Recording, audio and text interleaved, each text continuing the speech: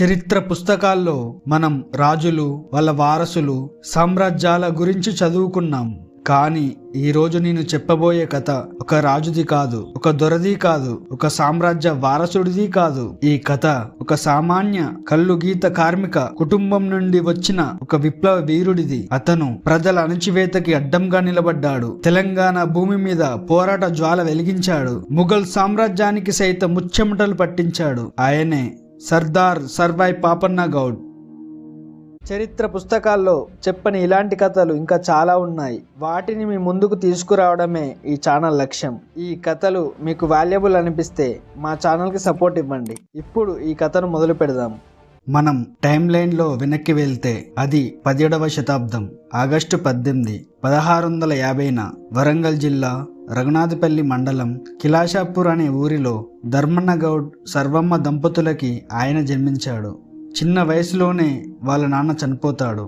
దీంతో కుటుంబ పోషణకి తన అమ్మ చెప్పిన విధంగా కల్లుగీత కార్మికుడు అయ్యాడు. పాపన్నకి చాలామంది స్నేహితులు ఉండేవారు.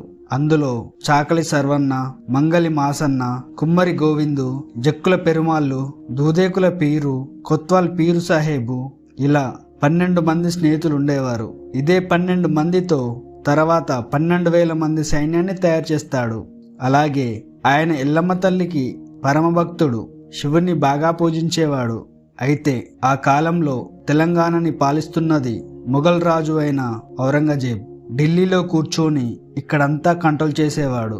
సామాన్య ప్రజల మీద ఇష్టం వచ్చినట్టు పన్నులు వేసేవారు. పన్ను కట్టని వాళ్ళని జైల్లో వేయడం లేదా చంపడం చేసేవారు. ఆఖరికి కళ్ళు గీయడానికి కూడా తాటి చెట్టుకో పన్ను, ఈత చెట్టుకో పన్ను, ఇలా ప్రతి పనికి ఏదో ఒక పన్ను వేసేవారు. అంతేకాదు ఈ మొఘల్ టైంలో ఆడవారి మీద చాలా ఆగడాలు జరిగేవి. అందంగా కనిపిస్తే చాలు ఎత్తుకుపోయేవారు. వీళ్ళ కింద ఫౌజీదార్లు, దొరలు, జమీందార్లు సపోర్టుగా ఉండి వాళ్ళు చేసే నీచ పనులకు సహాయం చేసేవారు. చిన్నప్పటి నుంచే ఈ దారుణాలు చూస్తూ పెరిగిన పాపన్న లోపల రగిలిపోయేవాడు. ఇక ఈ మొఘలుల పన్నులను వసూలు చేయడానికి సపరేట్గా తురుష్కులు అనేవాళ్ళు ఉండేవారు.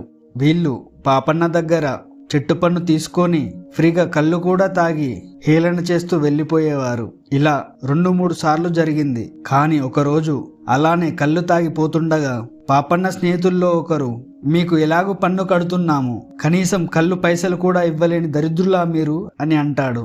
దాంతో ఆవేశపడ్డ తురుష్కులు బానిసలు బానిసల్లా ఉండాలి అని అందులో ఒకడు వచ్చి అతన్ని గట్టిగా కాలితో తంతాడు. అప్పటి వరకు మౌనంగా ఉన్న పాపన్న స్నేహితుడికి అలా జరగగానే తనలో ఆక్రోశం బయటపడుతుంది. తన మారకత్తితో ఒక తురుష్కుని చంపేస్తాడు. మిగతా వాళ్ళు కూడా పోటీకి రాగానే తన స్నేహితులతో కలిసి కొందరిని చంపేస్తారు. మిగిలిన కొందరు భయపడి పన్నుల సొమ్ము, గుర్రాలు, ఆయుధాలు అన్నీ అక్కడ వదిలేసిపోతారు. ఆ సొమ్ము ప్రజలదే గనుక వాళ్ళకి పంచుతాడు పాపన్న. ఆ రోజు నుంచి పాపన్న జర్నీ స్టార్ట్ అవుతుంది. తిరగబడితేనే భయపడతారు అని అర్థం చేసుకుంటాడు. అప్పటి నుండి తురుష్కులు ఎక్కడ పన్నులు వసూలు చేస్తే అక్కడికి తన స్నేహితులతో వెళ్ళి తిరుగుబాటు చేసేవాడు. ఇలా తిరుగుబాటులో డబ్బు, ఆయుధాలు, గుర్రాలు స్వాధీనపరుచుకునేవాడు. యుద్ధ విద్యలు నేర్చుకొని తన తోటి వారికి కూడా నేర్పించేవాడు. కొల్లగొట్టిన డబ్బుని పేద ప్రజలకు పంచడం వల్ల పాపన్న ఆ ప్రదేశంలో నాయకుడవుతాడు. ఇక ఆయన్ను చూసి గ్రామాల యువకులు కూడా ఆయన దగ్గర సైన్యంగా చేరుతారు. ఇలా అనతి కాలంలోనే 3,000 మంది సైన్యాన్ని తయారు చేసుకుంటాడు. ఇక ముఘల్ పాలకుల అంతకంతకు పెరుగుతున్న ముస్లిం ఆధిపత్యాన్ని అంతం చెయ్యాలి అని, అలాగే జమీందార్లు, ఫౌజీదార్లు చేసే దురాగతాలని చూసి గోల్కొండపై బహుజన జెండా ఎగురవేయాలి అనుకుంటాడు. ఆ రకంగా తన సైన్యంతో గొరిల్లా యుద్ధం చేసి ముఘల్ సైన్యంపై దాడి చేసి తన ఊరు కిలాషాపూర్ని రాజధానిగా చేసి 1675న సర్వాయిపేటలో తన మొదటి రాజ్యాన్ని స్థాపిస్తాడు.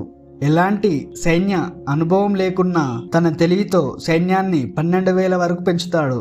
సర్దార్ పాపన్న, ఛత్రపతి శివాజీ వీళ్ళిద్దరూ ఒక 20 ఏళ్ళు అటు ఇటుగా ఒకే టైం లైన్లో ఉన్నారు.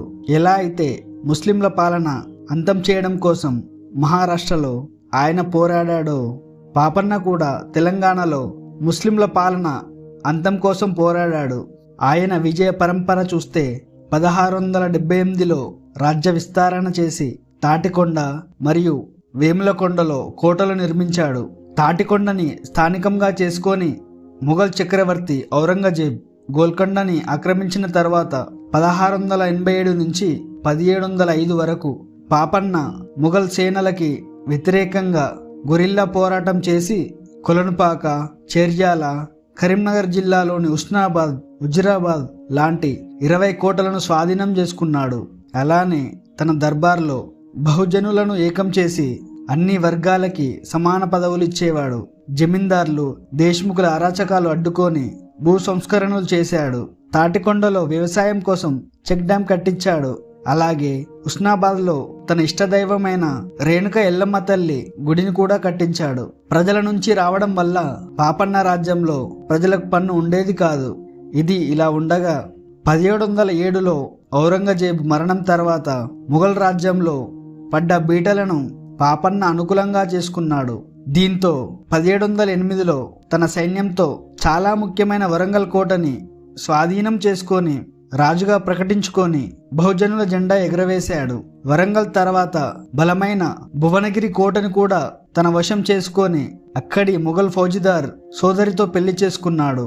అటు తర్వాత సైన్యాన్ని 30,000కు పెంచుకొని తన లక్ష్యమైన గోల్కొండ పైన 1709లో జెండా ఎగురవేసి దాదాపు 7 నెలల పాటు రాజ్యాన్ని పాలించాడు.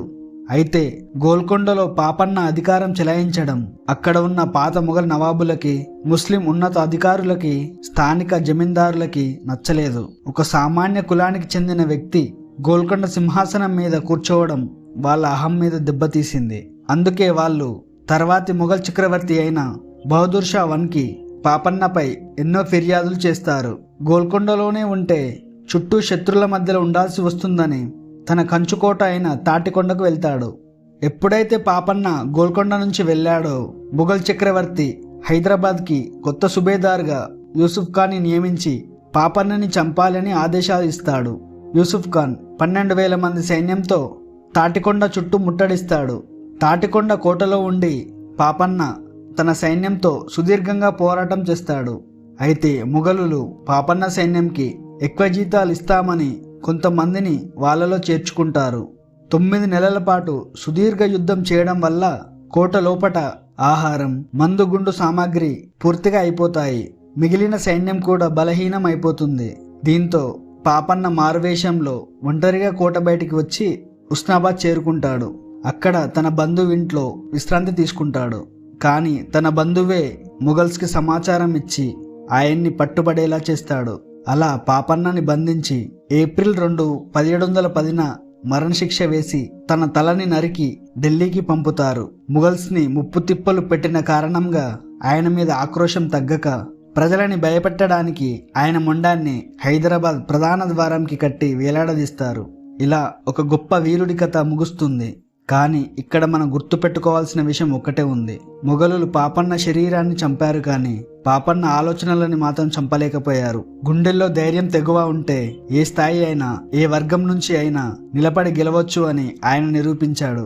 ఈ రోజు మనం స్వతంత్రం, గౌరవం, హక్కుల గురించి మాట్లాడుతున్నామంటే దాని వెనక ఇలాంటి వీరుల రక్తం, త్యాగం, బలిదానం ఉన్నాయి. సర్వాయి పాపన్న నుంచి మనం నేర్చుకోవాల్సింది ఒక్కటే: అన్యాయం ముందు తలవంచకూడదు. నీ కోసం కాకపోయినా నీ పక్కన ఉన్న ప్రజల కోసమైనా పోరాడాలి అని. ఇలాంటి గొప్ప వీరుల గాథలు అందరికీ చేరాలి అని కోరుకుంటూ వీడియోని ఇక్కడ ఎండ్ చేస్తున్నాను. ఈ కథ మీకు నచ్చితే లైక్ చేయండి, షేర్ చేయండి, అలానే మా ఛానల్ని సబ్స్క్రైబ్ చేయండి. జై సర్వాయి పాపన్న గౌడ్. జై హింద్, జై భారత్.